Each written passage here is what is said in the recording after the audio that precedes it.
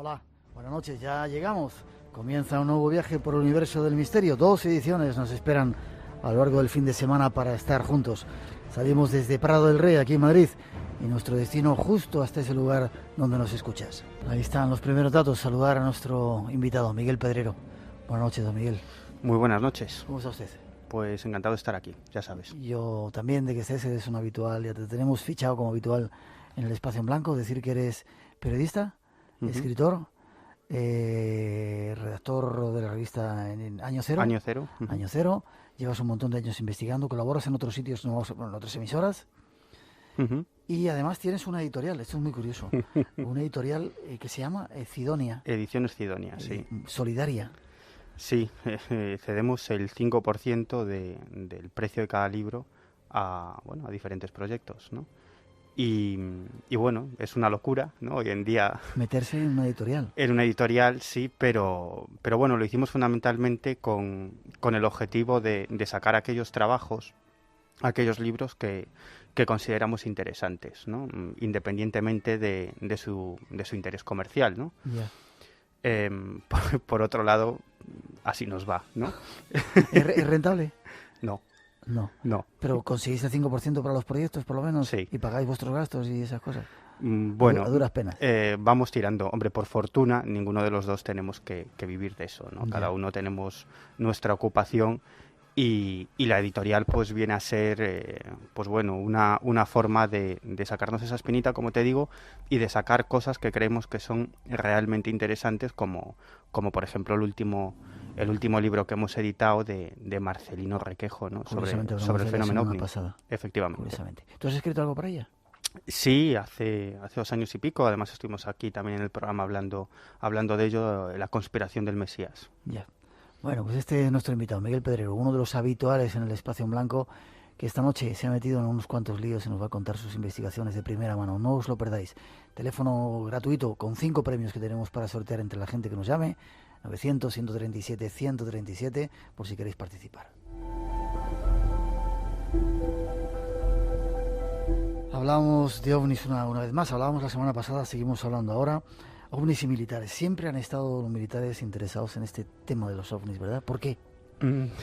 Bueno, por supuesto, es decir, cualquier objeto no identificado que viola el espacio aéreo de determinado país es una cuestión muy importante, es una cuestión muy problemática y sobre la que se llevan a cabo todo tipo de investigaciones, ¿no? Y si además no solo se produce la violación del espacio aéreo de un determinado país, por ejemplo de España, sino que ese objeto se acerca a una base militar o incluso, como ha ocurrido en alguna ocasión, llega a cuasi aterrizar, pues estamos hablando de un gravísimo problema para la seguridad nacional y por lo tanto se inicia una investigación. Pero sí te tengo que decir que después de hablar con bastantes militares y gente que ha tenido experiencias ovni aquí en España, militares, no creo que el Ejército del Aire, ni el Servicio Secreto Español, ni la inteligencia militar sepan más sobre el fenómeno ovni de lo que saben los investigadores, ¿no? ¿Sí? Probablemente no saben más, probablemente tienen más elementos de juicio, es decir, tienen informes, detecciones en radar, probablemente filmaciones de cazas que salen en persecución de esos objetos, pero no comprenden más el fenómeno, no saben cuál es el origen, no saben lo que hay detrás. Probablemente tenemos más información los investigadores civiles, aquellos que nos dedicamos a eso. Es más, cuando entrevistas o hablas o charlas con uno de estos militares implicados en un caso, normalmente son ellos casi los que te preguntan más a ti que tú a ellos, porque quieren saber cuál puede ser el origen de eso que han vivido, porque eso sí, lo que tienen claro la mayoría de ellos es que desde luego no se trata de tecnología terrestre, ¿no? La mayoría de ellos están convencidos que se han enfrentado a algo realmente muy extraño. Esta noche vamos a contar un caso con testimonios de primera mano. Nuestro invitado ha estado allí y ya veréis qué increíble es. Sin embargo, los militares, o por lo menos las altas cúpulas militares, se han aprovechado el tema de los ovnis ocultando muchas de sus supuestas pruebas de esas naves que tienen por ahí súper avanzadas, ¿no? Diciendo mejor que la gente piense que es un ovni a que descubran que es un prototipo militar, un prototipo aéreo de estos que estamos... Claro, pero eso tampoco nos debe extrañar. Cualquier servicio de inteligencia emplea cualquier elemento, cualquier cuestión para llevar a cabo su cometido, ¿no? Incluso de manipulación, de mentira, de ocultación de determinado proyecto secreto, de una operación en marcha, y cómo no, pues también el fenómeno ovni, ¿no?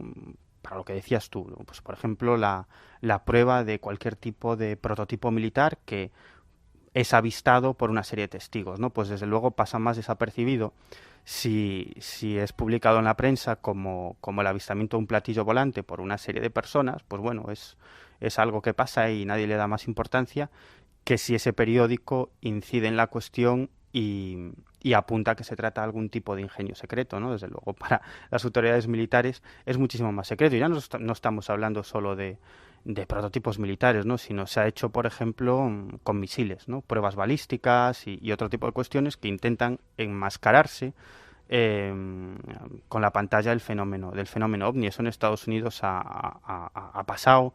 Han probado diferentes prototipos, objetos sobre todo de planta triangular que han sido avistados en diferentes lugares y que finalmente se sabe que era la prueba, el vuelo de una serie de prototipos que entonces no habían salido todavía a la luz pública. Ocurrió también en Centro Europa, en Bélgica, por ahí, que el avión es el F-117, el de la serie Steel, ese triangular que es tremendo.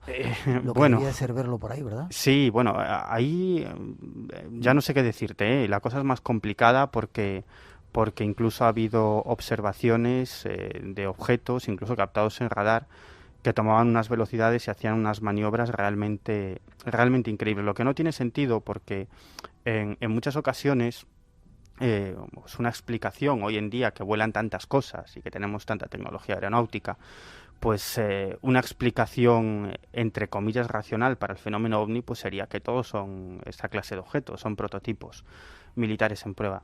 Lo que no tiene sentido es que estamos hablando de un fenómeno mundial, masivo, y cualquier investigador de campo lo sabe, en el que te encuentras casos en una aldea de Lugo, en una aldea de Sevilla, en pueblos, en ciudades, pero tanto de España como de Estados Unidos, como de Sudáfrica, como de China. Estamos hablando de un fenómeno masivo. ¿Están probando muchos prototipos? Están probando muchos prototipos y sobre todo tirando una ingente cantidad de dinero, porque ¿para qué demonios vas a utilizar esa super tecnología para asustar un paisano de una aldea de Villalba? No tiene ningún sentido, ¿no? Tendría sentido si eso ocurriera una vez, dos veces, pero estamos hablando de una casuística absolutamente increíble, ¿no? Por lo tanto, si se trata de eso, de tecnología secreta, estaríamos hablando de algo mucho más increíble que de la prueba de un prototipo. Estaríamos hablando de un grupo hipersecreto que tendría una tecnología increíble y que estaría llevando a cabo un proceso de manipulación social increíble. Con lo cual, yo no sé qué sería más extraño, que nos visiten seres de otros mundos o que exista este grupo supersecreto. Llevamos 2 semanas hablando del tema de los ovnis. Hacía mucho tiempo que no hablábamos de ellos. Quizá para prepararnos. Tenemos que hablar un poco de ello. En la Segunda Guerra Mundial, tanto los alemanes como los aliados pensaban que una extraña lucecita que entraba, los Foo Fighters que se llamaban, era un arma del enemigo. Quizá ahí empezó un poco el interés más importante por estos ingenios extraños que no se sabía dónde venían. Sí, está claro. Yo creo que es en esa época cuando empieza realmente el secretismo militar en torno a este fenómeno. Desde luego, como dices tú, durante los primeros avistamientos de estos famosos Foo Fighters que veían tanto los alemanes como los aliados, unos se pensaban que era algún tipo de aparato del contrario. Al poco de terminar la Segunda Guerra Mundial, se produjeron una serie de avistamientos absolutamente espectaculares en los países escandinavos, los famosos cohetes fantasma. ¿Los países escandinavos? Sí, eran objetos con diferentes formas, muchos de ellos en forma de bala. Curioso, que hacían una serie de maniobras increíbles, incluso llegaron a estrellarse diferentes gobiernos escandinavos. Por ejemplo, el gobierno sueco estuvo persiguiendo o intentando localizar los restos de uno de estos aparatos. Esto no es ningún secreto, porque hace algunos años se desclasificaron bastantes, si no todos, de estos documentos, ¿no? Y los propios militares reconocían que era un gran secreto. De hecho, lo que pensaban los americanos es que se trataba de algún tipo de ingenio secreto de los soviéticos, pero luego llegaron a la conclusión de que no podía ser, porque si los soviéticos realmente tuvieran esa tecnología, habrían invadido parte de Europa, es decir, no tiene sentido. Es más, los soviéticos, cuando se encontraban en su territorio con fenómenos similares, pensaban que eran los americanos, ¿no?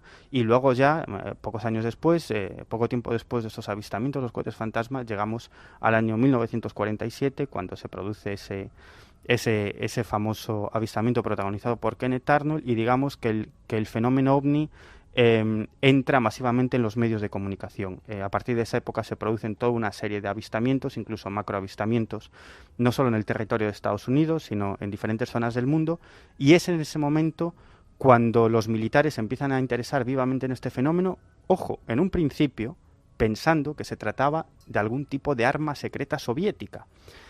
Y ahí empieza el secretismo, pero con el paso de los años se dan cuenta que no es así. De hecho, pusieron en marcha varios proyectos secretos, el primero de ellos, el proyecto Signo, cuyas conclusiones es que no se trataba de ingenios soviéticos, sino probablemente de visitantes extraterrestres, y luego otros tantos, hasta llegar al proyecto Libro Azul, cuya finalidad era enterrar de cara a la opinión pública el fenómeno ovni, es decir, deslegitimarlo de cara a la opinión pública, y hubo una operación de guerra psicológica masiva. Y ahí empieza el secretismo. ¿Por qué? Por el contexto. Estábamos en plena Guerra Fría y lo que menos les interesaba a los americanos es que el enemigo soviético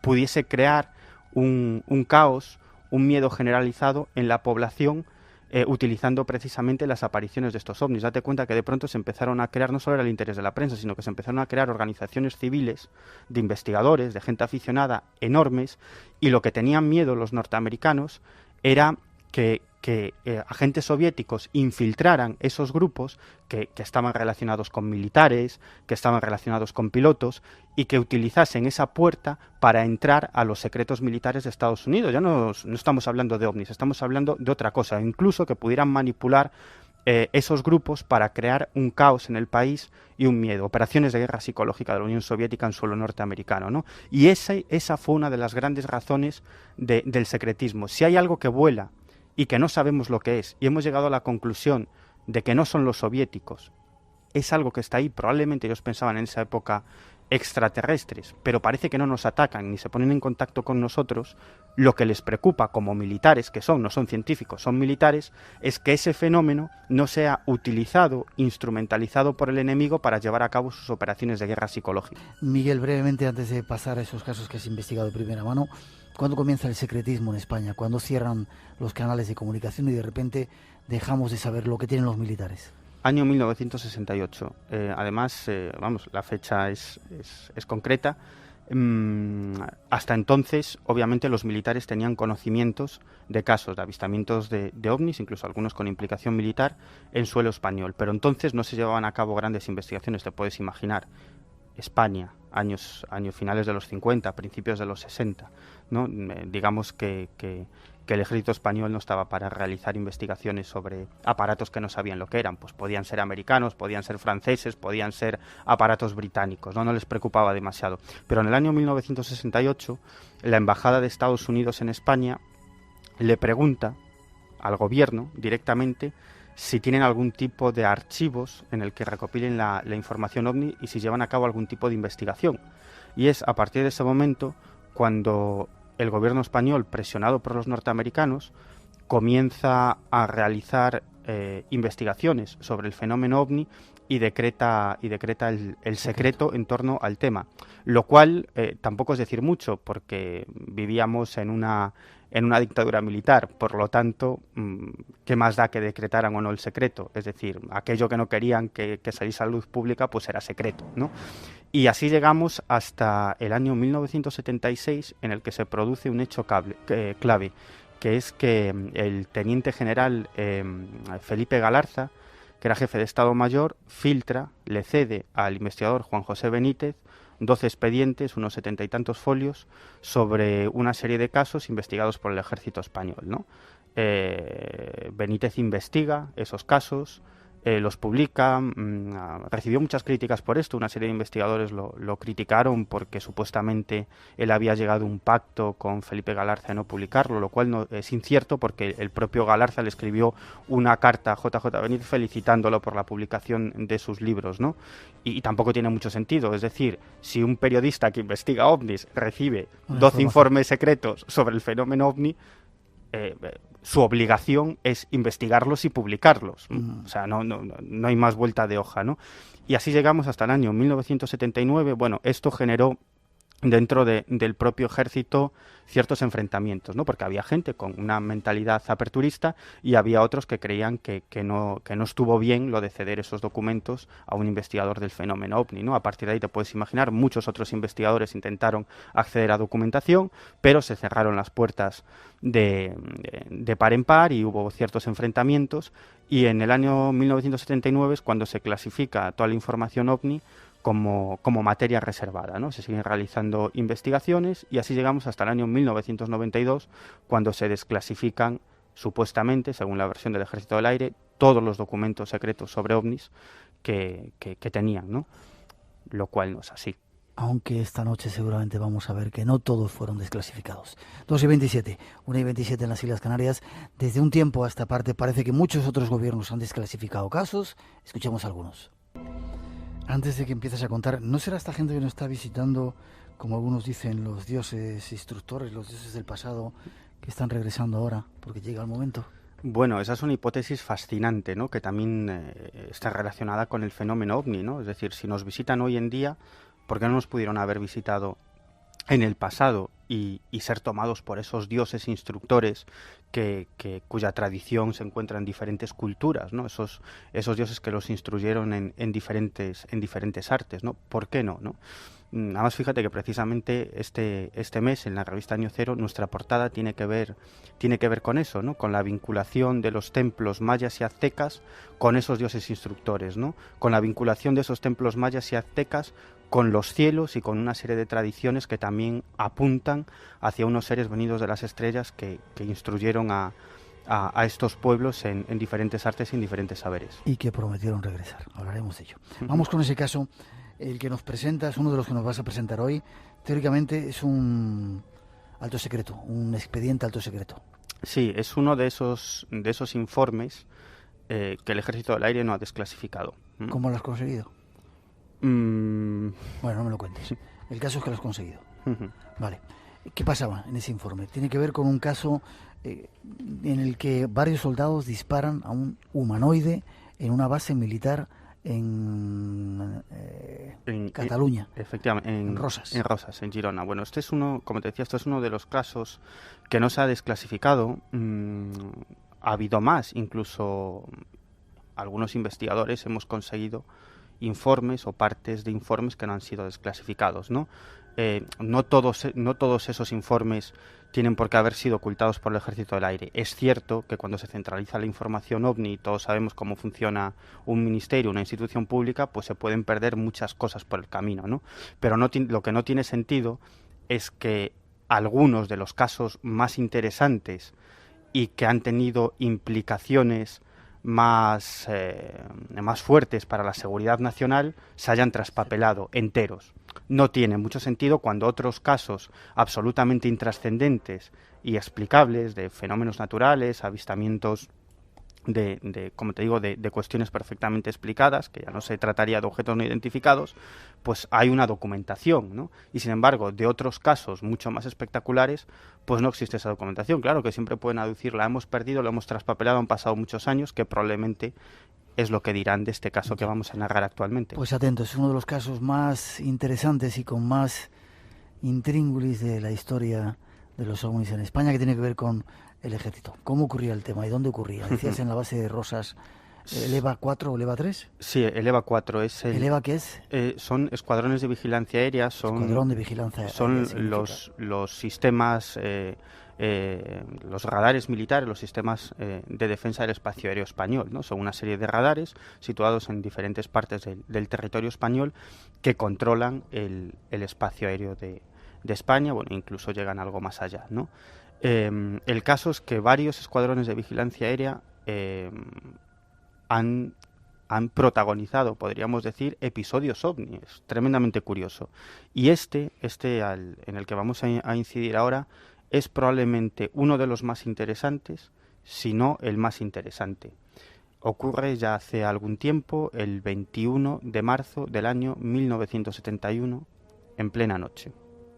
Todo esto comienza cuando uno de los testigos que hemos podido localizar y hablar con ellos... ¿Lo has entrevistado? Sí. Hemos incluso llegado a reconstruir el caso. ¿En la propia base? Dentro de la base, del escuadrón de vigilancia aérea. ¿Te han dejado entrar? Bueno, no te lo pregunto, vale. Perdón. ¿Qué ocurría? Bueno, pues un soldado que estaba de guardia observa sobre una de las antenas de los radares un extraño objeto, un objeto luminoso que, según me contaba, le daba la impresión que o bien se hacía más grande y luego volvía a disminuir de tamaño, o bien se acercaba y se alejaba. Más bien le daba esa la impresión. Era esa la impresión que... ¿Él estaba de guardia? Sí, él estaba de guardia y bueno, estaba además haciendo guardia en lo alto del EVA 4, el Escuadrón de Vigilancia Aérea, en la zona donde están los radares, ¿no? Y en lo alto del Monte Paní. Y bueno, entonces sale de su garita y se acerca a unos barracones que no están muy lejos de donde se encuentra esa garita, y avisa a unos soldados que estaban allí de guardia, estaban durmiendo en ese momento. Justo al lado de esos barracones había unas caneras donde bueno, pues había una serie de perros entrenados. Caneras son perreras. Perreras, sí. Lugares donde están los perros de vigilancia, además perros entrenados por los norteamericanos, porque el EVA 4 fue construida por la USAF, por el Ejército del Aire norteamericano. ¿Era una base conjunta? Sí, bueno, pero cuando se construyó en el año 59 fundamentalmente era una base americana, ¿no? Luego ya en los años 60 pasó a manos del Ejército del Aire español. El caso es que avisa a sus compañeros, estos salen de los barracones y observan ese objeto, incluso es más, observan cómo llega un momento que desaparece, ¿no? Además desaparece hacia la zona de la bahía de Rosas, que es perfectamente visible. Hay unas vistas espectaculares desde lo alto del Monte Paní, donde está el Escuadrón de Vigilancia Aérea, número 4. Y aquí empieza lo realmente curioso. De pronto observan que en una caseta cercana a una de las antenas, que estaba un poco alejada de la posición donde ellos se encontraban, pues detrás de esa caseta sale una especie, lo que me describían los militares implicados, como una especie de halo verdoso. Y allí no había ninguna fuente de iluminación. En esa caseta, pues bueno, protegía varios aparatos para que funcionara esa antena.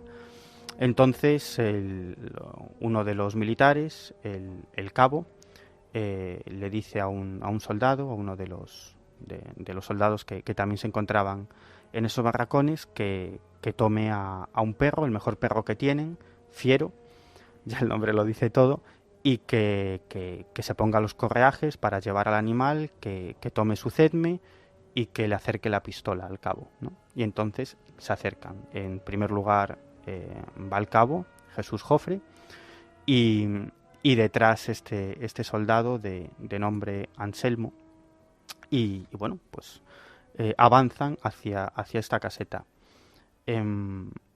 Doblan, es decir, sobrepasan lo que es la caseta, y ese halo luminoso desaparece, ¿no?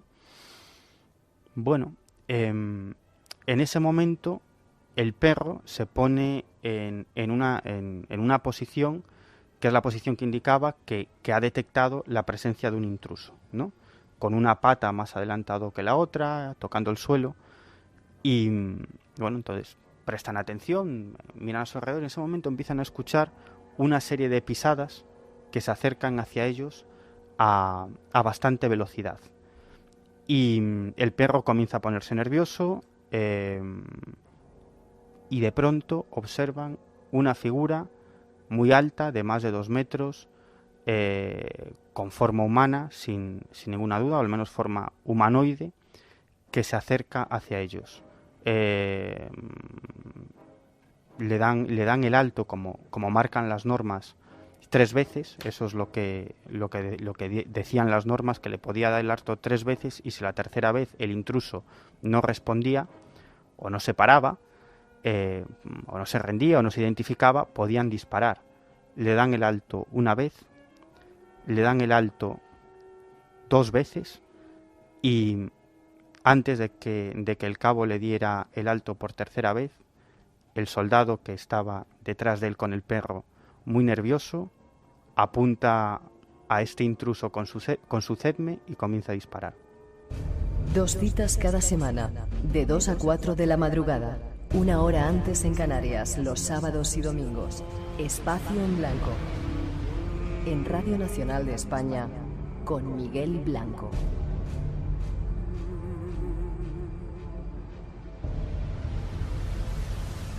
Dos y 40, 1:40 en las Islas Canarias, aquí en Radio Nacional de España, en el Espacio en Blanco, esta noche contándonos una historia, un expediente secreto del ejército español que hemos podido recuperar.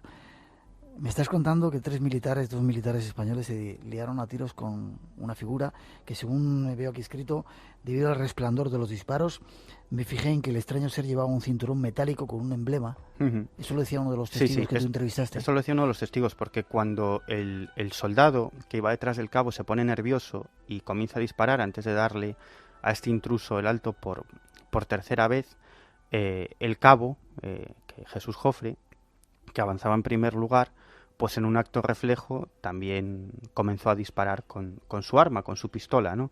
Y en un momento determinado, Jofre me dice que debido al resplandor de los disparos le pareció ver que este ser llevaba como una especie, que tuvo la sensación de que llevaba como un traje pegado al cuerpo, enfundado, y un cinturón en el que se distinguía una especie de emblema que no, desde luego no logra recordar, pero sí me dice que viene a ser algo así, o parte de ese emblema, como una especie de triángulo hacia abajo, ¿no? Bueno, te puedes imaginar la situación. Este extraño humanoide estaba a menos de 10 metros de donde se encontraban ¿Le impactaron los proyectiles? Sí, vamos, sin ninguna duda, del testimonio de estos militares se desprende que fuese lo que fuese, vamos, ya tendría que estar muerto, no tendría que estar en el mundo de los vivos. Perdóname que te pregunte, ¿no podía ser una alucinación? Porque estaba el perro que lo había presentido o lo había sentido. Bueno, los dos estaban viendo lo mismo y desde luego el perro había detectado un intruso, ¿no? Yeah.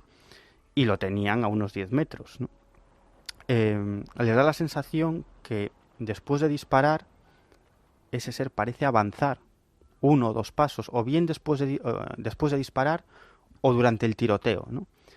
Pero después del tiroteo, pues en un tiempo que desde luego no me han podido precisar, pero que para ellos fue eterno, estuvieron frente a frente, después de descargar sus armas contra un ser de aspecto humano, de gran altura, que parecía que las balas, que las balas no le habían hecho absolutamente nada.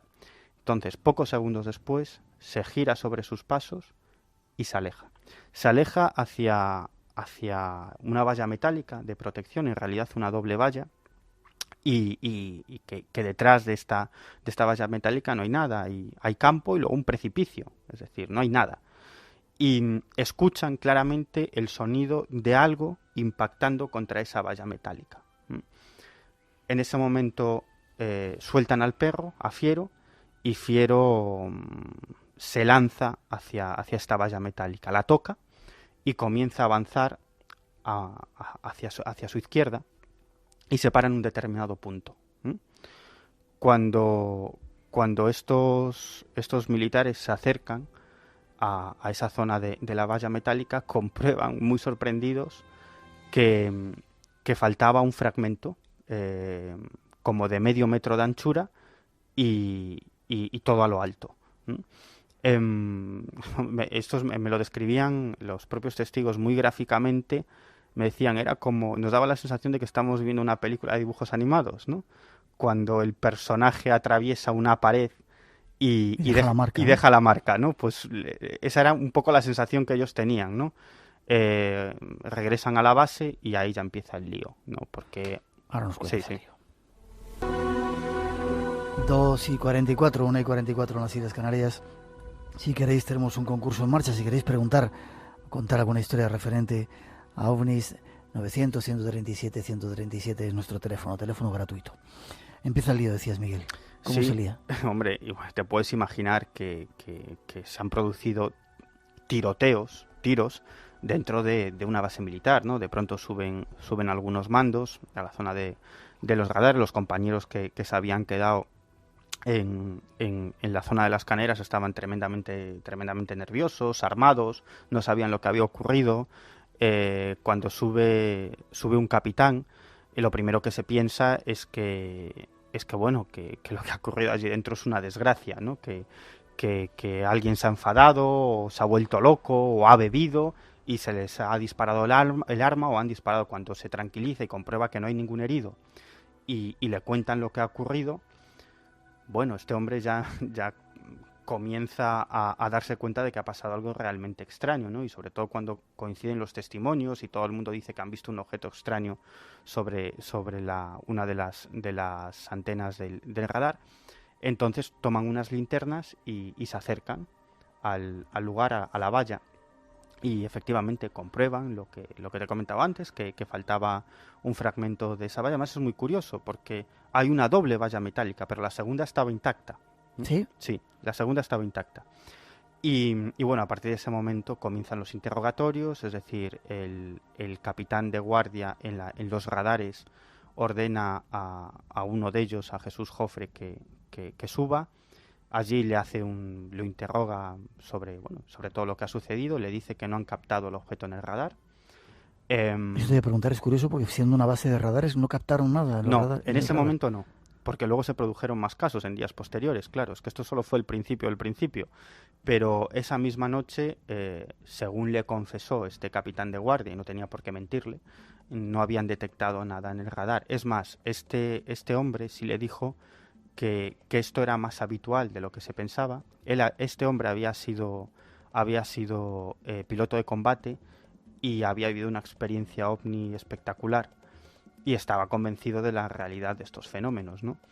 Esa misma noche tuvieron que hacer, cada uno por separado, un informe sobre todo lo que había ocurrido, y al día siguiente de nuevo tuvieron que presentarse ante un teniente coronel, que de nuevo los interrogó primero uno a uno con el informe que cada uno de ellos había realizado encima de su mesa, y luego a los tres juntos, ¿no? Posteriormente serían interrogados en más ocasiones, incluso por 3 militares de la USAF, de las Fuerzas Aéreas Norteamericanas, que aproximadamente mes y medio después de este incidente llegaron a la base y también hablaron con ellos. Había un militar del EVA 4, un español, que hacía de traductor, y estos militares norteamericanos estaban muy interesados en todo lo que había sucedido, y una vez que recabaron toda la información, les dijeron que se pusieran uno a uno frente a una pared blanca y les tomaron fotografías, ¿no? Bueno, en un momento determinado, en ese momento, cuando te estoy hablando de interrogatorios, esto es justo decirlo, no, a lo mejor da la sensación de que se trata de interrogatorios duros, con una gran presión, para nada, ¿no? Eso sí que me lo dejaron claro, que siempre fueron bastante amables, ¿no? Y desde luego sabían que algo muy extraño había ocurrido en la base y que no recibieron presión de ningún tipo. Sí, tiempo después, cuando se produjeron nuevos avistamientos en días sucesivos sobre esa base, de nuevo los interrogaron otra vez, y en esta ocasión sí les advirtieron, de forma también muy amable, pero les advirtieron que lo que había ocurrido era secreto de Estado, y que no podían, que ellos eran militares y que no podían contar nada de lo sucedido, y que si lo hacían tenían que atenerse a las consecuencias. Ya. Decías, para terminar este caso, si quieres contar alguna otra cosa, que se habían visto cosas después, ¿no? Sí. Días después había habido otros avistamientos. Sí, además fíjate la situación en la que se encontraban en las noches siguientes. Estaban en estado de máxima alerta, es decir, no sabían qué es lo que había pasado, cuál era la naturaleza de ese objeto que se había posicionado sobre la base, ni la naturaleza del intruso. Y entonces, bueno, había grandes medidas de vigilancia, ¿no? Y sí es cierto que la noche siguiente vieron otro objeto extraño, otro no identificado, en esta ocasión bastante más alejado, aproximadamente a unos 2 kilómetros de su posición, pero esta vez lo vio prácticamente todo el acuartelamiento, ¿no? Y también te puedes imaginar que eso los puso muy, muy nerviosos, pero es que en días posteriores, unos días después, al atardecer, observaron, también desde la zona de los radares, varios militares que hacían guardia, la presencia de un objeto, bastante más cercano, de aspecto metálico. En esta ocasión, el no identificado sí que fue captado por el radar y despegaron 2 cazas de combate de la base aérea de Zaragoza para interceptar este no identificado, y los propios militares pudieron contemplar cómo estos cazas perseguían este objeto que jugaba con ellos, al gato y al ratón, hasta que en un momento determinado desapareció a toda velocidad. Es uno de los casos, uno de esos expedientes militares que habían ocultado o habían... Es uno de esos casos, fíjate, que todos los investigadores, incluso los investigadores más críticos, no más críticos, sino más condescendientes con los militares en el proceso de desclasificación, sabían que este caso era real, que existía, porque siempre ha circulado esta historia de boca de militares, de personas que habían tenido alguna relación con el caso, y a muchos investigadores les llegó información de segunda y tercera mano, ¿no? Pero en esta ocasión, pues lo cierto es que hemos localizado a los propios protagonistas que nos han narrado el caso. Además, fíjate, una historia que también es interesante. Otro militar que estaba destinado en la base, en el EVA 4, en el momento en el que ocurrieron todos estos incidentes, cuyo nombre, ese no puedo desvelar porque todavía forma parte del ejército, me contaba que en días sucesivos, cuando subían a la zona de los radares y querían sacar a los perros para hacer las rondas de vigilancia, los perros estaban con el rabo entre las piernas y temblando, no querían salir. Los sacaban a rastras. Y cuando estaban fuera, ellos decían que se dedicaban a... Este hombre me contaba que estaban absolutamente asombrados porque los animales se dedicaban a perseguir a fantasmas. Es decir, detectaban intrusos, tomaban la posición típica de detectar un intruso, incluso atacaban a algo, pero allí no había nadie. Ellos apuntaban con sus armas hacia ese lugar, se acercaban y allí no había nadie, ellos no veían nadie. Y lo más curioso, varias noches, imagínate la locura que se vivió allá arriba, cuando los perros atacaban a algo que no existía, que allí no había nada, al tiempo, la valla metálica que rodeaba la zona de los radares comenzaba a vibrar, a moverse sola.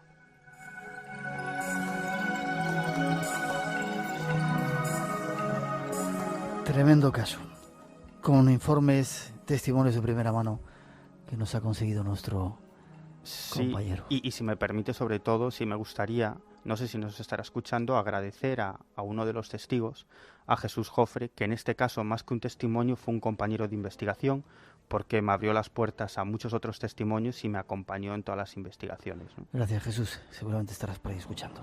Damos un paso adelante, seguimos 2:52, 1:52 en las Islas Canarias. Hay más casos que queremos contaros, quizá no sean...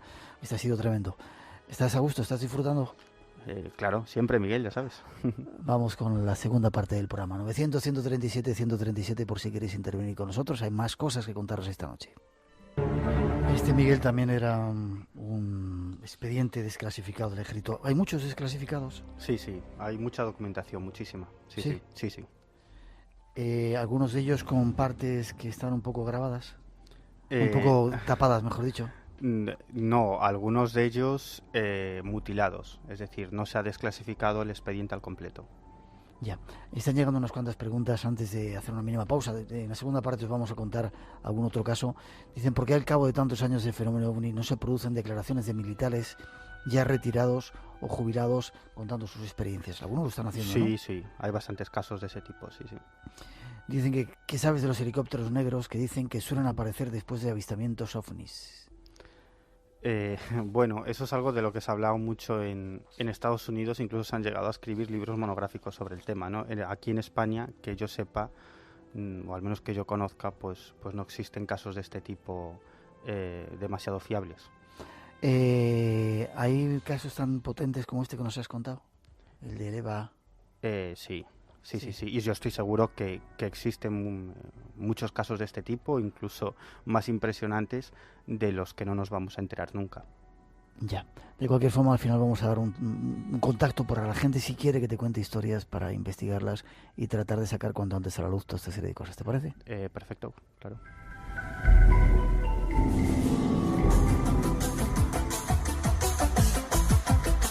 Tenemos que hacer una mínima pausa. Llegan las noticias de las 3, las 2 en las Islas Canarias. Nuestros compañeros informativos, compañeras, en este caso llegan para darnos toda la actualidad, toda la información de lo que está ocurriendo en España y en el mundo. Y después nosotros seguiremos. Recordar que tenemos un concurso en marcha, 900-137-137, y echar un vistazo a la página nuestra, www.espacioenblanco.es.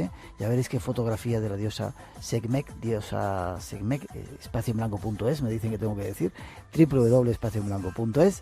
Ya veréis qué foto tan impresionante y algunos de los planes. No os vayáis que enseguida regresamos. 3 y 6, 2 y 6 en las Islas Canarias. Ya estamos de vuelta, casi una hora tenemos en la que el mundo del misterio vuelve a inundar las ondas de Radio Nacional de España, en el Espacio en Blanco. Tenemos premios para agradecer vuestra atención, 900-137-137 nuestro teléfono, y un consejo, echar un vistazo a la página web www.espacioenblanco.es para que veáis qué increíble fotografía hicimos en Egipto a una diosa que nos tiene absolutamente obnubilados y con algunas ideas de los nuevos viajes que tenemos. Mañana nos vamos de viaje a Turquía, os vamos a enseñar alguna Turquía secreta y os vamos a contar la historia secreta de Buffalo Bill. No os lo perdáis en la segunda edición del programa. Seguimos, Miguel, no tenemos mucho más tiempo, con otro caso de estos increíbles que nos cuentas. Tiene que ver con el aterrizaje en una base secreta de comunicaciones en Friol, en Lugo. Bueno, ese es un caso además muy curioso, porque es un caso en el que digamos que esa vía militar se abrió bastantes años después del caso principal. Me explico. 7 de marzo de 1996, varias personas desde diferentes puntos de cercanos a la localidad de Friol, en Lugo, pues observan en los cielos un objeto, una especie de bola de fuego. Uno de esos testigos, desde una pequeña aldeita, Ferrerías, observa desde su casa esa esfera y decide bajar, acercarse y hacerle, fíjate qué absurdo, en realidad el fenómeno ovni es absolutamente absurdo. Decide hacerle una serie de señales al no identificado con su linterna, y incluso este hombre gritaba: bajad, bajad, bajad. Y en un momento determinado, ese objeto, esa bola de fuego, parece que se le echa encima y se sitúa a 50 metros de su posición.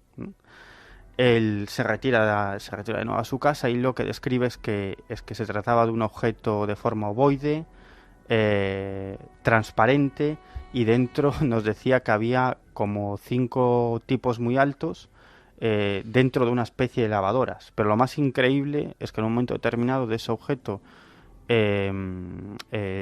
sale una especie de rampa de luz, y por ahí descienden otros seres de menor tamaño, ¿no? El hombre se asusta y se mete con la escopeta en un armario hasta la mañana siguiente. Y bueno, a la mañana siguiente lo que descubre es que en el lugar donde aterrizó este objeto y desembarcaron, entre comillas, estos humanoides, pues ese terreno estaba plagado de extrañas huellas, ¿no? Además, ahí tuvimos la suerte que uno de los grandes investigadores de este país, que entrevistaste hace poco, Marcelino Requejo, al día siguiente ya estaba en el lugar de los hechos, pudo marcar todas las huellas. Nosotros llegamos algún tiempo después y las huellas eran extrañísimas, o sea, unas huellas enormes que parecían tener una especie de uñas que se unían en forma de espiral y detrás como una especie de punzón.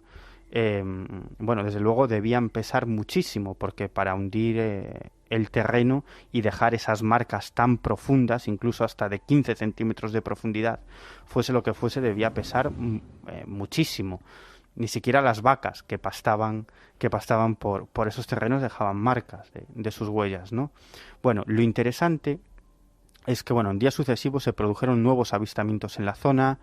En varias ocasiones cazas militares a baja altura sobrevolaron el lugar, pero lo interesante es que años después nos enteramos de que a 2 kilómetros del lugar del aterrizaje, en línea recta, existía en un monte, en el Monte Campelo, y existe una base militar, una base de comunicaciones.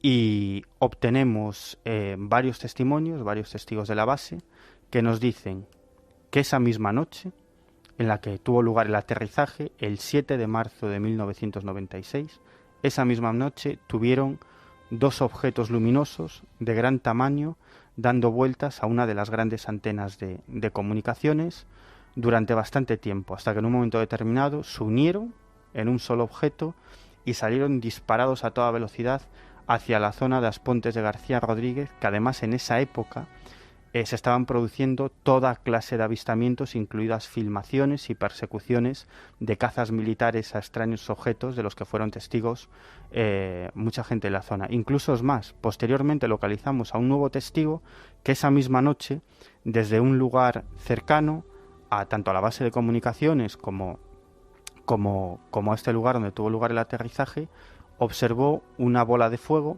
muy probablemente la misma bola de fuego que vio este testigo y que finalmente acabó aterrizando en su terreno. Pues como digo, observó esta bola de fuego y 2 cazas militares persiguiendo a este objeto que jugaba con ellos, hasta que en un momento determinado pues bueno, lo perdió de vista. Tenemos que terminar, Miguel. ¿Y si todo fuera verdad? Y si todo fuera verdad, desde luego todo es verdad, pero la gran pregunta es... Evidentemente, o sea, yo te creo, pero quiero decirte que si todo eso tuviera que ver con seres extraterrestres que están ahí, yo qué sé, haciendo pruebas, dejándose... A mí solo se me ocurre una cosa, y es que sea lo que está detrás de todo esto, lo que pretende, obviamente, es mostrarse, porque digamos que se está mostrando, incluso está retando, podríamos decir, retando a los militares, ¿no? Posicionándose sobre bases secretas, sobre escuadrones de vigilancia aérea, que son las bases más protegidas de este país, ¿no? Son fundamentales para la defensa del espacio aéreo español, ¿no? Está claro que sea lo que sea, pero tanto en este tipo de casos, y lo hemos comentado en otras ocasiones en el programa, como en otros casos sin implicación militar, de encuentros cercanos, de avistamientos múltiples, está claro que sea lo que sea, pretende mostrarse, ojo, hasta cierto punto, ¿no? Porque nunca van a aparecer sobre el centro de Madrid, claro, a pleno día. Lo podían hacer mucho más claramente, ¿no? Si están ahí y realmente quieren mostrarse, pues que aparezcan ahí, eso, en Madrid, en Nueva York, que estén las cámaras delante, que den una prueba irrefutable de que están ahí, que nadie pueda negar. Evidentemente, pero ese no es el juego. Yo creo que la cosa es muchísimo más complicada y, como decía el director de mi revista, Daño Cero, siguen la línea del mírame pero no me toques. Sí me muestro, pero hasta cierto punto, ¿no? Y bueno, quizás en otra ocasión podríamos hablar de esto porque tiene unas implicaciones tremendas, ¿no? Hablaremos de ello. Obama dijo, para ir terminando, que, bueno, parece que estaba... Sí, ¿qué me quieres decir? Luego el mail, que no te olvides. Sí, no me olvido del mail, sí. Queremos encargar, así nos quita trabajo, a Miguel Pedrero que coja la sección de investigación, o sea que si tenéis cosas que contarle, en un momento va a dar un email para que le relatéis todas vuestras experiencias OVNI, que él se encargue de investigarlas. Obama, ¿tú crees que va a abrir todos los archivos y aclarar la verdad de los ovnis que saben Estados Unidos, que debe ser uno de los países que más sabe? Bueno, fíjate, Obama es uno de los pocos presidentes de Estados Unidos que no ha mostrado ningún interés en el fenómeno OVNI. Cuando se le preguntó, y se le preguntó en varias ocasiones, él siempre contesta lo mismo, y es que bastantes problemas tiene aquí abajo como para preocuparse de lo que hay arriba. Pero sin embargo, otros muchos presidentes no solo se interesaron en el tema OVNI, sino que se interesaron muy vivamente y ellos mismos vivieron experiencias personales, algunos de ellos muy espectaculares. Jimmy Carter, Ronald Reagan tuvo una experiencia tremendamente espectacular, ¿sí? Y Bill Clinton y su mujer, y Hillary, que es actualmente secretaria de Estado norteamericana de los Estados Unidos, ambos dos estaban muy interesados en el fenómeno OVNI, sobre todo en una de las vertientes del fenómeno OVNI, que es en las abducciones. Y de hecho, el jefe de personal de Bill Clinton, uno de sus principales asesores durante muchísimo tiempo, John Podesta, este hombre no solamente está interesado en el fenómeno OVNI, sino que digamos que recibió un tirón de orejas porque empleaba muchas horas al día, en vez de realizar su trabajo, en llamar al Área 51 y en mantener ciertas relaciones con militares, única y exclusivamente para saber que conocían sobre el fenómeno ovni. Necesito saber de qué va esto. Este planeta se muere. La raza humana lo está matando. Y has venido a ayudarnos, ¿verdad? No, eso no. Dijiste que venías a salvarnos. Dije que venía a salvar la Tierra. Vienes a salvar la Tierra. De nosotros. A salvar la Tierra. De nosotros. No podemos arriesgar la supervivencia de este planeta por una sola especie. ¿Qué insinúas? Si la Tierra muere, moriréis. Pero si morís, la Tierra sobrevive. Solo un puñado de planetas en el cosmos pueden albergar formas de vida complejas. No puedes hacerlo. Y no permitiremos que perezca. Cambiaremos. Aún podemos arreglar las cosas. Hemos observado y aguardado esperando que cambiarais. Por favor. Habéis llegado a un punto límite. Por favor. Repararemos los daños que habéis causado y daremos a la Tierra otra oportunidad. No lo hagas. Por favor. Podemos cambiar. Podemos hacerlo. La decisión está tomada.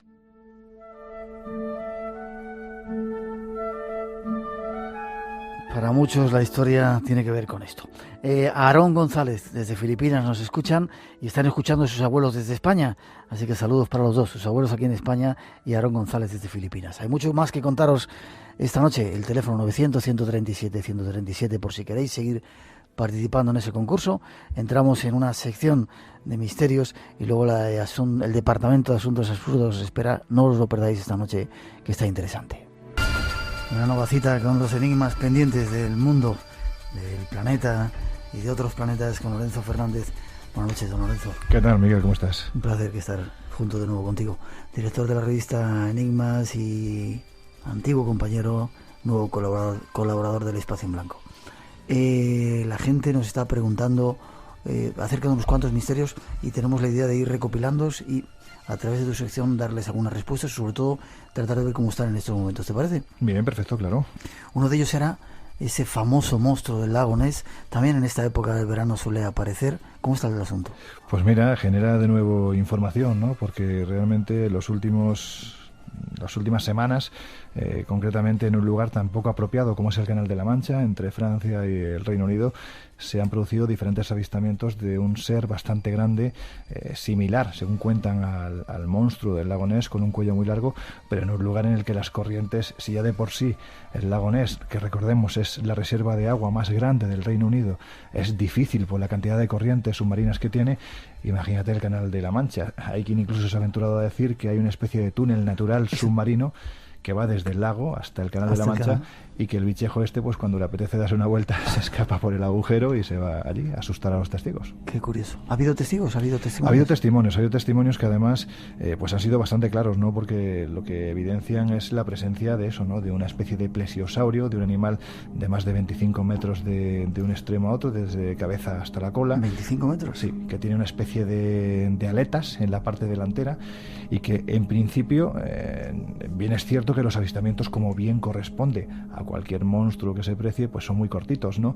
Pero no parece ser un animal que tenga cierta agresividad. ¿Tienes testimonios acerca de alguna de las investigaciones que se han hecho, no? Sí, hay testimonios, sobre todo, pues un poco retomando el hilo de la actualidad y especialmente viendo que, por ejemplo, en la localidad de Leganés han dedicado una fuente al monstruo que no se llama Nessie, sino en este caso se llama Nensi. ¿En Leganés? Sí, se están incluso planteando hermanar ambas ciudades, Inverness, donde aparece Nessie, y Leganés, donde aparece Nensi, ¿no? Esto es absolutamente real. Quien quiera puede ir a verlo. Pues a colación, al hilo de la actualidad... Lo pues, que no hagan en Leganés. Sí, tiene una calle a CDC, ¿no? Sí, claro. Qué bien. Y que no falte nunca. Sí, señor. Lo que no hagan allí... Bueno... Gente innovadora siempre. Bueno, pues el caso es que la historia del lago Ness se remonta no ahora, ni ayer, ni al Canal de la Mancha, ni hace 100 años, sino que nos lleva mucho más atrás. Y si te parece, pues uno de los que realmente sabe mucho de estos bichejos que hay en bosques elementales y también en lagos es el buen amigo, compañero investigador Jesús Callejo. Escuchemos usted. Distintas leyendas y mitos recurrentes nos hablan de que algo está pasando en este lago escocés. Pero la siguiente parte, la historia moderna, surgiría a raíz de los años 30 del siglo XX y a partir de ahí hay muchísima especulación, muchísimo misterio barato y una parte indiscutible de misterio. Algo está ocurriendo en nuestros días en el lago Ness y que puede ser un animal no conocido todavía por la ciencia, pero que desde luego habría que descartar la hipótesis más descabellada, más inverosímil, y es que pueda ser un plesiosaurio. Es decir, estamos hablando de un animal que oficialmente desapareció hace 70 millones de años, y yo no me creo que alguna especie o alguna familia o algún grupo haya podido sobrevivir durante tanto tiempo, pero sí que hay otro tipo de animales que se pueden explicar este tipo de aparición. Otro tipo de animales, quizá no plesiosaurios, 70 millones de años decía, pero sí otro tipo de animales. Sí, otro tipo de animales que además sí entonces han mostrado cierta agresividad. Partamos de la idea de que la primera referencia que tenemos a la aparición del monstruo del lago Ness es del año 565 después de Cristo, cuando un santo, San Columba, en su libro, La vida de San Columba, pues se asegura que habría salvado a alguien, a una persona que estaba siendo atacado por un monstruo, no en el lago Ness, sino en lo que era el río Ness. Recordemos que el lago es un glaciar que conforme han ido pasando los siglos se ha ido conformando, haciendo que el lago vaya subiendo el nivel de las aguas. Pero tendríamos que esperar hasta el año 1933, concretamente al 2 de mayo, cuando el matrimonio Spicer va recorriendo esa carretera realmente tortuosa, fantástica, en un entorno de las Highlands, las tierras altas, realmente bello, y se dan cuenta que de entre la maleza, entre la foresta que hay al lado del lago, aparece un bicharraco enorme con un cuello muy largo que además entre sus fauces lleva una especie de cordero. Si alguien no ha estado en Escocia no se puede imaginar el tamaño de los corderos, porque casi son más grandes que el propio monstruo. Es decir, que el monstruo llevara esto en la boca es realmente sorprendente y no pasaba inadvertido. Pues bien, Nessie, como fue bautizado a partir de entonces, desaparece entre las aguas del Loch Ness, del lago Ness, que significa lago negro precisamente, porque a partir de cierta profundidad la turba ya no permite ver absolutamente nada. Y ahí es cuando se empieza a realizar las investigaciones que tienen un punto álgido, según nos va a contar Jesús, un auténtico experto, vuelvo a repetir, Jesús Callejo, tiene su punto álgido en el año 2001, cuando se desarrolla la operación Deep Scan, es decir, 24 barcos en todo lo largo del lago llevan una serie de sonars colocados en sus quillas al punto de que van rastreando todo lo que hay debajo de las aguas hasta la profundidad máxima, que son 245 metros. Y algo parece que detectan. En 2001 también se hacen otro tipo de investigaciones, se intenta cazar, entre comillas, a ese plesiosaurio del lago Ness, a Nessie, y lo que sí se obtienen son unas fotos inquietantes, porque aparecen unas grandes masas pues como de un cuerpo, de un reptil, con sus aletas, que esto es uno de los elementos que más impresionaron, es decir, ese cuerpo estaba provisto de algunas aletas, que eso justificaría incluso las protuberancias que se ven en algunos avistamientos cuando se deja ver, por supuesto, este monstruito, que por supuesto se deja ver siempre en el verano, que es cuando se tiene que dejar ver este tipo de animales. Entonces, todo ese tipo de fotos es lo que nos hace pensar que algo hay, pero que no corresponde exactamente a un plesiosaurio. Estaríamos hablando de un animal posiblemente no estudiado ni catalogado por la ciencia del momento, y que no son fantasías, que no son invenciones, que no son leyendas urbanas, por mucho que algunos escépticos se quieran empeñar en ello, y que no podemos todavía encontrar una lógica a muchas de las fotos creíbles que se están haciendo del monstruo del lago Ness. No son fantasías, no son leyendas urbanas, es una realidad, aunque desconocida. Lo curioso es que esté en un lugar tan relativamente controlado, habitado, y no haya pruebas definitivas. Bueno, hay fotografías, hay estas pequeñas atisbos, ¿no? Pero no hay eso, la prueba definitiva, un pedacito, una foto, más clara. Es todo muy controvertido. Realmente, si existe, es un animal realmente esquivo, ¿no? Y esquiva la cámara, la fría cámara, que cuando capta, lo que capta es lo que hay. En este caso sí hay fotografías, concretamente la última que se obtiene es de febrero de este mismo año, que tiene cierta calidad y en la que se ve una mancha enorme que se está desplazando sobre las aguas del lago. De hecho, esa fotografía, los autores de la misma tuvieron, pues, lejos de intentar orquestar un fraude, pues tuvieron la buena voluntad de entregarla al máximo experto que hay hoy en día en tema del lago, un hombre bastante escéptico, pero que sabe que hay un margen de fotografías y de documentos que pueden ser reales, que se llama Adrian Sain. Fue precisamente el hombre que orquestó también la operación Deep Scan, a la que se refería anteriormente a Jesús. Pues bien, cuando nosotros estuvimos allí, pues tuvimos la fortuna de toparnos, pues casi de casualidad, con un grupo de National Geographic que estaban trabajando con varios sociólogos de la Universidad de Stirling. Pues bien, ellos estaban llevando, fíjate, lo que degenera la historia del monstruo, es decir, ya no es solo marketing, ya no solo avistamientos, ya no son solo fotografías y vídeos, sino que además lleva a experimentos sociológicos. En este caso lo que se estaba poniendo en marcha era el Loch Ness Project, a través de National Geographic, con la intención de realizar un experimento sociológico para ver cómo reaccionaría la gente ante la aparición de de Nessie, ¿no?, en este caso. Y precisamente Helen Rose, una socióloga de la Universidad de Stirling, nos comentaba en qué consistía este curioso proyecto.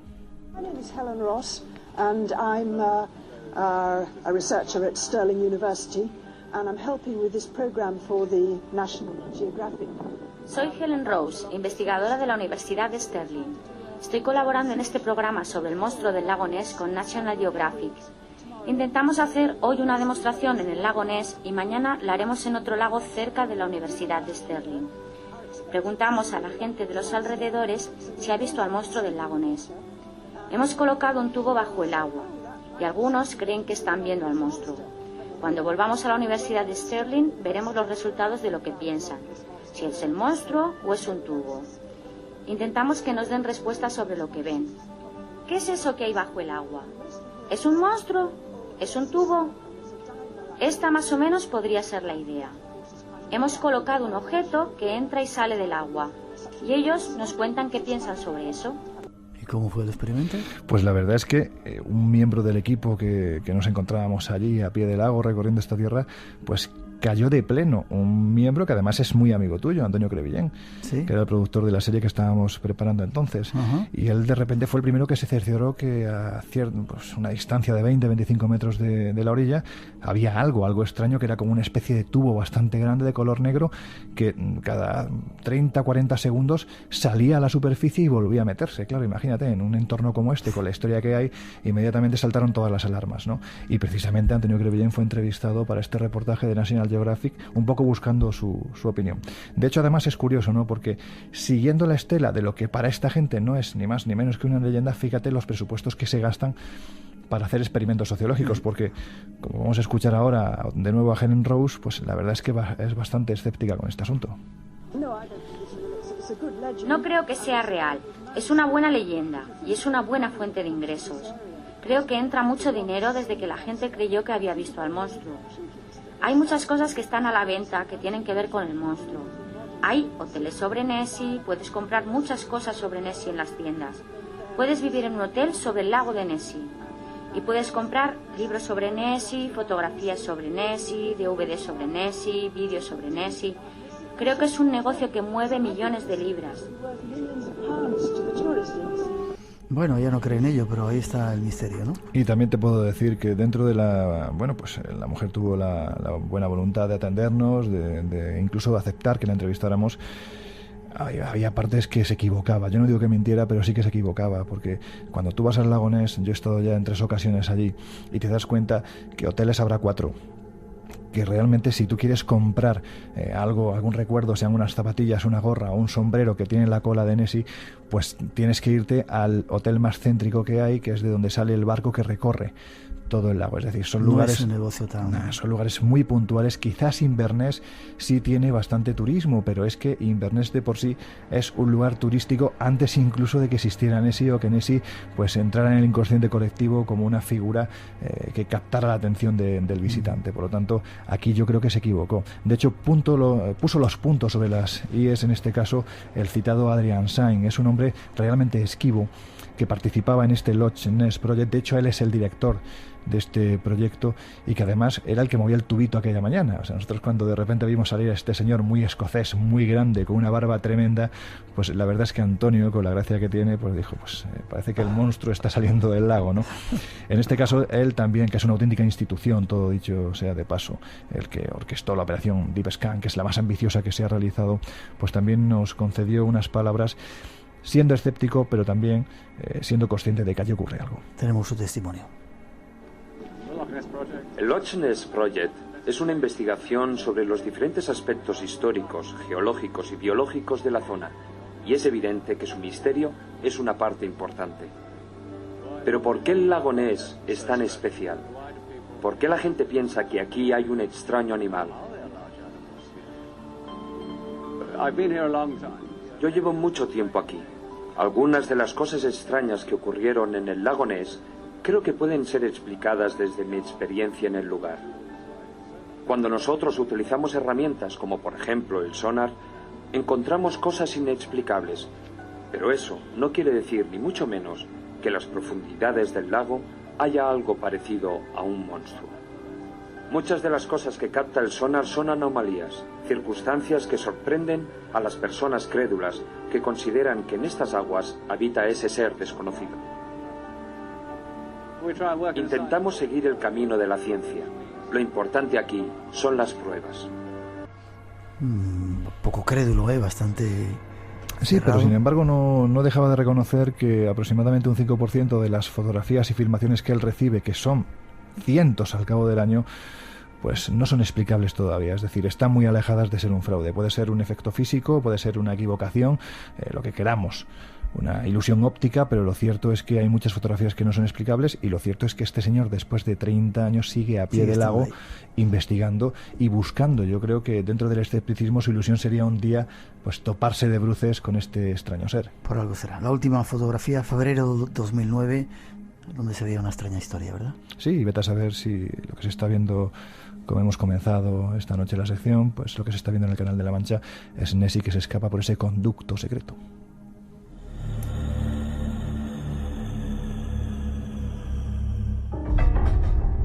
Pues ese es otro de los lugares donde tenemos que ir también a ver el monstruo del lago Ness. Círculo de las cosechas, monstruo del lago Ness, tenemos un montón de sitios por ahí. Además, fíjate todo lo que hay alrededor, ¿no?, del lago Ness. Tienes las tierras altas, los castillos. Ya sabes que allí no hay castillo que no tenga fantasma, porque si no es menos castillo.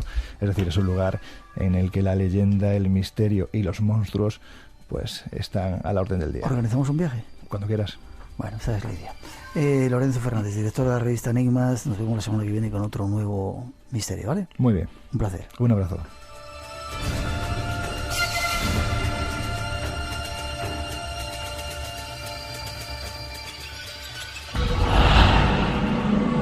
Te invitamos a entrar en un mundo único.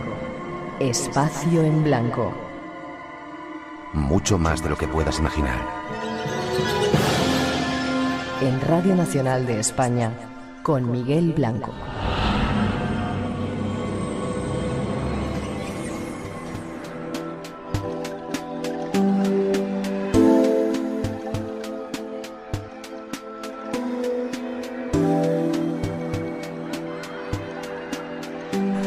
Muchos de vosotros o estáis preparando las vacaciones o estáis ya casi de vacaciones. Si estáis preparando las vacaciones, atentos, porque en esta sección más larga del Departamento de Asuntos Absurdos que lleva nuestro compañero Jaime Barrientos, os van a dar unos consejos que os van a venir como anillo al dedo.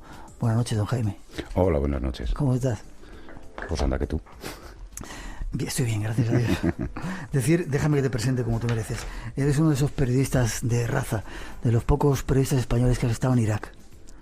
Que te he escuchado hablando árabe, hablas árabe, que no veas, ya me gustaría hablar la mitad de lo que tú hablas. Bueno, yo hablo un poco como los indios. Ya te decía que tengo mucho vocabulario, pero gramática no.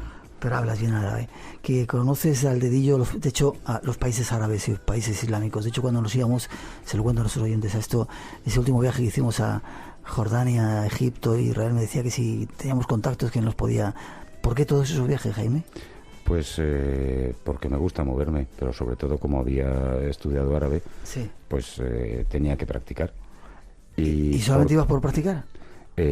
Bueno, por practicar, por hacer reportajes, por moverme, y también porque, dada mi economía, me sale mucho más barato viajar por el mundo árabe que irme, por ejemplo, a Suiza de vacaciones. Es decir, en Egipto me puedo tirar 2 meses, con lo que en Noruega a lo mejor no pasaba de una semana. O menos, a lo mejor. Y además, uno de los pocos españoles que ha estado en Irak.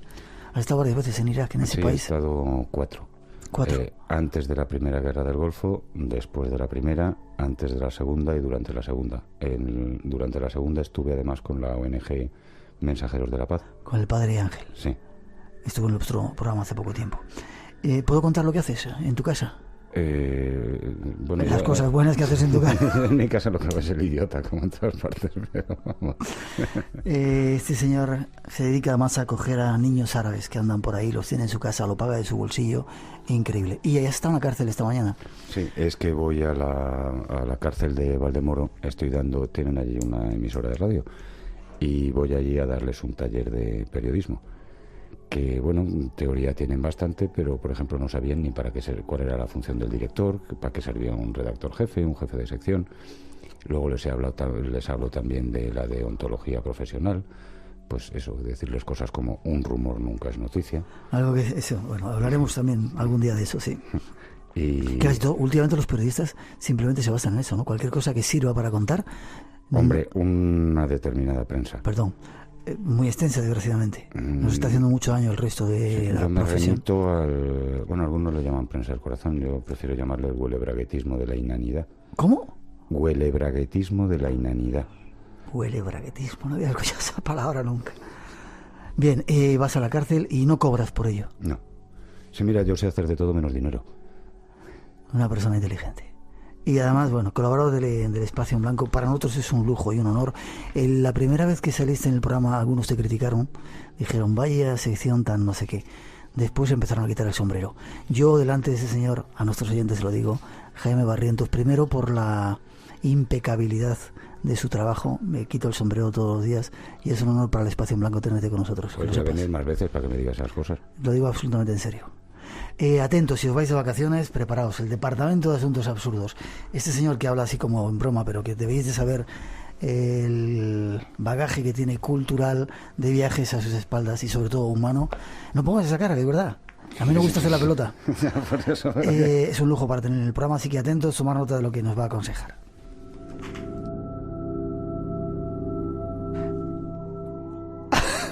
¿Cómo era?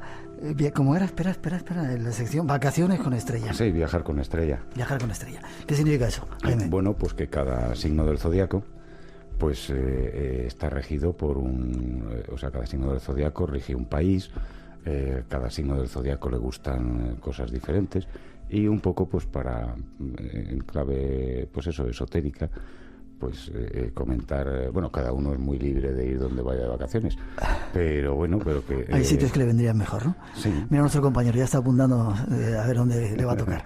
Para recargar energía y todo eso, tanto en viajes por el mundo mundial como por España. Vale, pues empezamos donde tú quieras, tenemos un poquito de tiempo, más tiempo que lo habitual hoy, así que cuando tú digas. Pues bueno, si quieres empezamos por Aries. Perfecto, Aries. Atentos los Aries, consejos para que os vayáis de vacaciones este año a un sitio chulo que os venga bien. Bueno, que Aries no olvide que su signo rige en, bueno, países guerreros, como él, Inglaterra, Alemania y Palestina. Palestina, los tres son países, te digo, guerreros, y además Inglaterra, en el caso de Inglaterra, es curioso que muchos uniformes del ejército británico sean rojo y negro, que son los colores de Aries. Y bueno, en España son Zaragoza, Huesca y Teruel, caen bajo el control de Aries. ¿Y qué vería Aries en estos...? Has dicho Inglaterra, Alemania y Palestina. Y Palestina. Atentos, Aries. No sé si os recomendaría que fuerais a Palestina de vacaciones, pero bueno, es un viaje interesante. Bueno, Palestina no es solamente la franja de Gaza. Lo sé. Te acabas de volver de Cisjordania. Cisjordania, también Jerusalén. Lugares santos, sagrados. Jericó. Sí. Belén. Sí, precioso Belén. Precioso Belén. Y Nazaret. Nazaret, sí señor. Y otros muchos lugares que hay, sí, santos y sagrados, ¿vale? Y se pueden hacer, es un viaje religioso, un viaje que, por cierto, es curioso que ahora que has... Con Jaime Barrientos podemos hablar de todo, menos del programa que tenemos previsto, o sea que eso ya lo sabéis, así que atentos. Hay un síndrome en Jerusalén. En Jerusalén, que es el del mesianismo. Gente que llega allí y de repente se le va la bola. Y se creen que les ha tocado Jesucristo, ¿no? Sí, o los profetas, pero no solamente a los católicos, también les pasa a los judíos de la diáspora. Sí, y lo curioso es que creen que están pisando por donde pisó Jesucristo y el suelo original está 6 metros más abajo. O sea que no pisan por donde pisó Jesucristo ni por el forro. De hecho, hay algunos agujeritos donde uno puede mirar donde estaba el suelo original y está mucho más abajo de lo que, o sea, que no estamos pisando donde pisó Jesucristo, aunque fuéramos casi por el mismo espacio, digamos, físico. Por cierto, tú has estado, ahora que has estado tú después, ¿sigue estando el personaje ese que está con una lira disfrazado de profeta? ¿En dónde? En Jerusalén, en una de las puertas. No lo he visto. Pero me encontré al mismísimo Jesucristo. Un personaje, no vamos a... Bueno, te lo cuento, en Wadi Rum, en Jordania, estábamos en mitad del desierto y aparece un tipo con una túnica blanca, rubio, como yo pensé que se había teñido. Dije, esto no puede ser, un árabe rubio con los ojos, y nos saludaba a todo el mundo que pasábamos. Íbamos en un todoterreno y se le veía que tenía ganas de hablar, ¿no? Paramos en un sitio a ver unas cosas que yo enseño por ahí y se acercó. Y el tipo era exactamente igual que Jesucristo. De hecho, era un americano que había aparecido por allí, estaba con los beduinos viviendo en mitad del desierto. Imagínate, en el Wadi Rum, el desierto de Lawrence de Arabia, y se ve que había... yo creo que le habían pillado y estaba ahí pillado él, ¿no?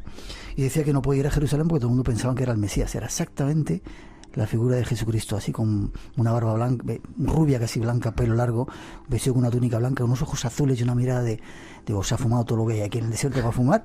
O ha siempre alucinado así. Tipo muy curioso, o sea que veía la reencarnación de Jesucristo.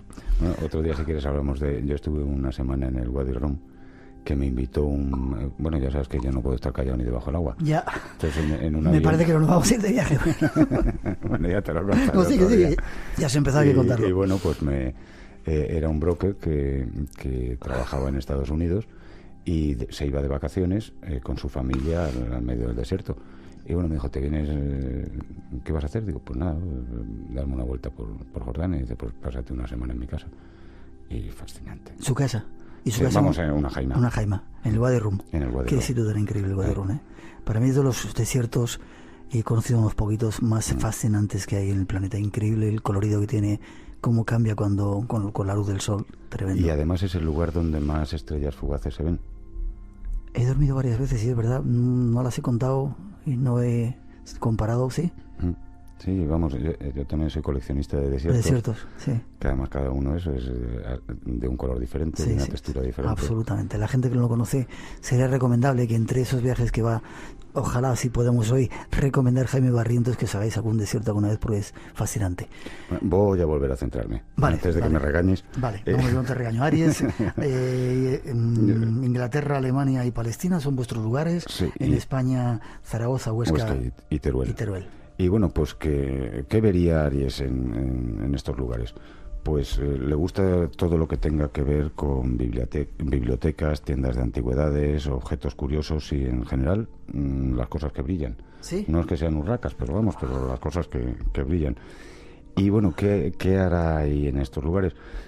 Aries es un signo que suele programar al minuto cada día de vacaciones, pues como si fuera un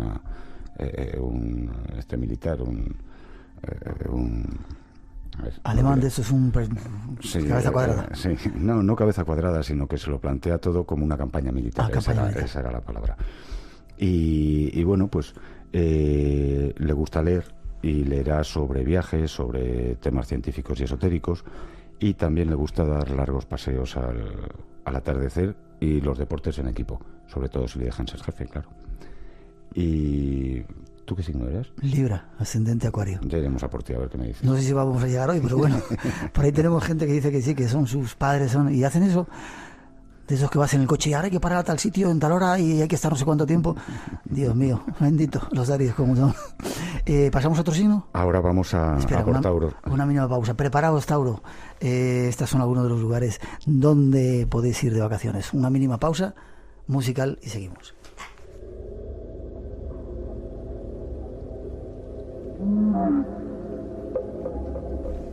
Tauro, ¿dónde pueden ir de vacaciones? Tauro, pues es un país es un signo que rige países como Suiza o Irlanda. Y es curioso que por eso a Tauro, que tiene muy buen oído musical, no en vano Irlanda, su escudo es una lira. Y también le gusta, Tauro sabe hacer dinero. Sí. Por eso, y le gusta mucho medir el tiempo. O sea que en Suiza se lo pasará como un enano. Y en España, Córdoba y Jaén caen bajo su signo. ¿Qué verá Tauro? Pues en su viaje. Muy trabajador y muy paciente, le encanta perderse en los campos verdes. Claro, esto no le gusta. También, pues por su gran oído musical, le gustan los conciertos y recitales y los teatros. Y como es muy goloso, es posible encontrarle también en las pastelerías. Curioso, por eso en Suiza... Claro, en Suiza tiene el gusto por el orden, el gusto por el dinero, la medición del tiempo con los relojes y además todos los chocolates. Es feliz. Tauro. ¿Siguiente? Bueno, espera, no, le gustan... si puede elegir, elegirá habitaciones de hotel que tengan balcones o miradores. ¿Sí?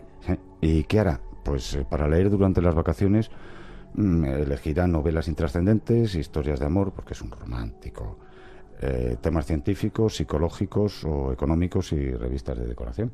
¿Sí? ¿Y qué compraría si se va a Suiza, bueno, aparte de los dulces? Relojes de cuco. Suelen ser coleccionistas de relojes. Sí. Sí, de pulsera y eso. Llamarnos si hay algún Tauro ahí escuchando, y si habéis ido de viaje o vais a Inglaterra, a Suiza o Irlanda, llamarnos si coleccionáis esos relojes. Perdón, ¿me te he cortado ahí?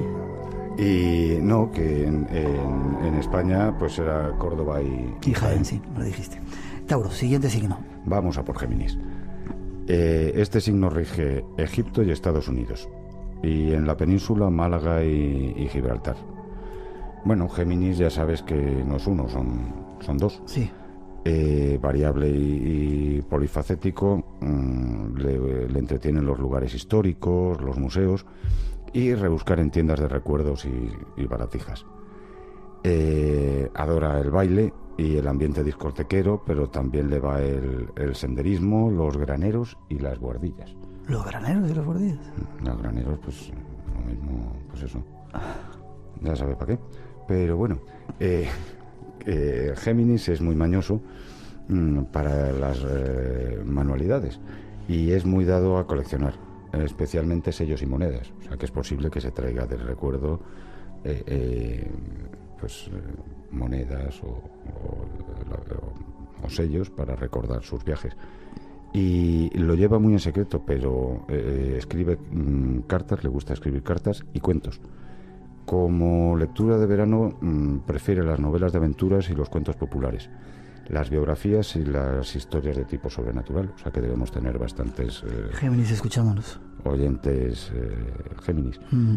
Y los cuentos populares es curioso porque, bueno, yo cuando voy a... Otro inciso.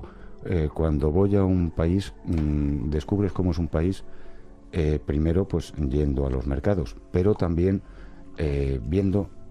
escuchando los cuentos que les cuentan a los niños, o sea, qué tipo de valores les dan, y los chistes, por supuesto. Eso te da también una idea de cómo es el país. Bueno, pues vamos ahora por el siguiente, Cáncer. Cáncer. ¿Dónde irá Cáncer? Escocia y Holanda pertenecen al cangrejo. Y si se queda en España, pues que recuerde que Barcelona, Gerona y Tarragona también están regidos por Cáncer. ¿Qué verá en su viaje? Pues Cáncer es un signo sensitivo y hogareño, que también adora todo lo sobrenatural y lo romántico, los castillos y los campos con flores, no tanto verdes como las flores, los lagos y las lagunas y jardines y viveros. Así que, claro, yendo a Escocia, por supuesto, se irá a buscar al monstruo del lago Ness. Al monstruo del lago Ness. Y bueno, no solamente eso, sino fantasmas por todos los castillos que vaya pillando. ¿Y qué hacer? Pues le gusta organizar o participar en pequeñas tertulias, en tascas típicas. Un poco pues hará el recuento, será el que reúna a los demás viajeros a la caída de la tarde, ya después de la cena, y eso les reunirá un poco pues para que hablen de lo que han vivido durante el día. Para pasar las vacaciones prefiere alquilar un apartamento a vivir en un hotel. Y este signo posiblemente se traiga, es muy manitas también a la hora de rehabilitar muebles antiguos y para la decoración en general. Y seguramente pues se traiga cosas muebles raros. Sí, bueno, yo tengo un amigo Tauro que Cáncer lo estamos hablando. Perdón, Cáncer, sí, un amigo Cáncer que el primer día que fueron a Marruecos encargaron un techo de madera, ya tenían las medidas, y el penúltimo día fueron a recogerlo y luego se pasaron ¿Y se lo trajeron a España? Sí, y se han traído también sillas de la India y tal. Es muy típico de Cáncer. Y no es amigo de la siesta, y aprovechará esas horas después de comer para leer sobre todo temas científicos novela histórica, poesía e incluso puericultura, porque es un signo muy maternal. Sí. Es curioso cuando uno ya tiene esa la experiencia que tú tienes, Jaime, te estoy mirando, y cuando ve un grupo de gente, cómo puedes enseguida llegar a reconocerlos por sus actitudes, ¿verdad? Sí. Y cómo el signo, aunque no lo parezca, influye un montón sobre nosotros, ¿eh? Bastante, bueno, dice, no sé quién decía, que las estrellas no determinan, pero sí influyen. Ya, curioso. Cáncer, seguimos adelante. Vamos a por Leo. Vale, Leo. Bueno, que es mi signo. Se te ve. Entonces... Se te nota. Por lo humilde y lo discreto que soy. Y mira, también ahí tenemos a nuestro técnico Seren, que dicen que también es Leo. Es una de esas cosas dignas que se puede ser en esta vida. Claro. Vuestro cumpleaños es ahora, ¿no? ¿En agosto? Sí, el mío el 18. 18. El 22. Bueno, tú ya eres un poquillo Virgo. Vaya. Bueno. Y bueno, pues Leo, pues la grandeur, por supuesto, pues París, la Imperial Austria o Florencia, son típicamente Leo. Y en España, Madrid, buena parte de Castilla-La Mancha y Castilla-León, claro, por supuesto, también lo son. ¿Qué verá nuestro hedonista y teatral amigo? Es decir... Bueno, él me ha contado que ha estado en los países esos raros, las repúblicas esas, ¿cómo es? Lituania, Letonia y no sé qué más, Estonia y Lituania, esos sitios raros que hay por ahí arriba. Bueno, a Leo todo lo que huela a lujo le encanta. ¿Sí? Sí, lo que pasa es que no podemos permitirnoslo habitualmente, pero vamos. También nos gusta coleccionar trofeos y visitar lugares altos nos da seguridad. Es curioso que cuando vamos por el campo, inconscientemente vamos siempre buscando el lugar más alto desde el que se pueda otear todo. Luego, si nos perdemos, hay que buscarnos en desiertos, en selvas y en parajes naturales. Pero también eso visitando palacios decadentes. Cuanto más decadentes y más palacios, mejor. Leo está muy capacitado para la pintura y el modelado y buscará pero de verdad, cuando Leo disfruta de verdad, es dando charlas a los demás. Se te nota. Y será pues el que en el viaje organizado pues irá diciendo pues aquí no sé qué y aquí sucedió no sé cuántos y tal señor y bueno, ¿qué leerá en el avión y en esos tiempos muertos mientras esperamos las maletas que aparecen o no aparecen? Pues por supuesto biografías de grandes conquistadores y de héroes más o menos paternalistas. Sí. Curioso. ¿Coincide, Seren? Dice que sí. Seguimos. Leo, después de Leo. Virgo. No sé si estoy enrollándome demasiado. No, está Todavía perfecto. Nos quedan otros 6 signos más. Perfecto. Vamos con ello. Pero claro, lo que no podemos dejar es a ningún signo. No, si no lo hacemos mañana. Pero seguimos. Muy bien. Bueno, ¿dónde irá Virgo? Pues Virgo rige países como Brasil y Turquía y en España La Rioja. Espera, que voy a apuntar Brasil y Turquía. Y en España La Rioja. Sí. ¿Qué verá Virgo? Virgo es fundamentalmente hábil y muy práctico. Y es tremendamente sensible a los olores. Es uno de los signos con más capacidad olfativa. Entonces, bueno, en Turquía, en el Gran Mercado, en el Gran Bazar. En el Gran Bazar se lo pasará con un auténtico enano. De todas maneras, cuidado con el lugar elegido para disfrutar de las vacaciones porque podría llegar a pasarlo mal por los olores y sobre todo porque es un signo muy solidario. Y bueno, pues antes o después terminará ayudando a quien se lo pida e incluso a quien no se lo pida. Y luego, como es, algunos llegan a ser pelín hipocondríacos y siempre viaja con 2 maletas. Una pequeña para su ropa y otra grande para sus medicinas. ¿Sí? Sí, que luego la suele dejar en los dispensarios y en esto ya te digo porque es muy solidario. Pero todo el mundo se ríe de él, pero al final todo, oye, ¿no tendrás una pastillita para la cabeza? Oye, que no sé qué, que tengo diarrea, oye, que no... al final, pues eso soluciona, es un botiquín con patas. Pues eso, viaja con su maletita de medicinas para el por si acaso. Ya. ¿Y qué hará nuestro amigo Virgo? Pues es amante de la buena mesa, y de hecho tiene fama de ser un excelente cocinero. Y será fácil encontrarle en restaurantes típicos, pero no de moda. Le encanta el coleccionismo y le encanta mandar tarjetas postales y hacer meditación.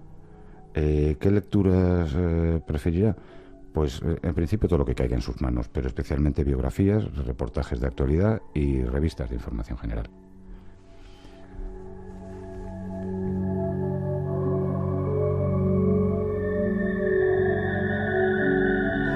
Jaime, vamos a tener que decir a los demás signos que tengan que esperar hasta mañana, porque no nos va a dar tiempo a terminar ese viaje con Estrella.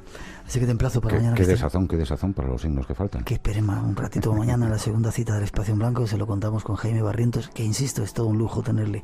¿Tienes página web? ¿Ya te han hecho el blog? Sí, bueno, me ha hecho un blog uno de nuestros oyentes. Un oyente que se llama Paco, que es de Murcia, pero no me he traído el nombre del blog. Qué desastre, Dios mío. Bueno, tranquilos, prometemos decir, gracias a Paco, ese oyente, que nada más decirlo aquí, Jaime Barrientos, que no sabía de esto, enseguida se ofreció para hacerle el blog, darle las gracias a él, y lo decimos dentro de nada. E insisto, muchas gracias por estar con nosotros. Mañana seguimos con estos viajes. Gracias a vosotros por aguantarme. Es un placer.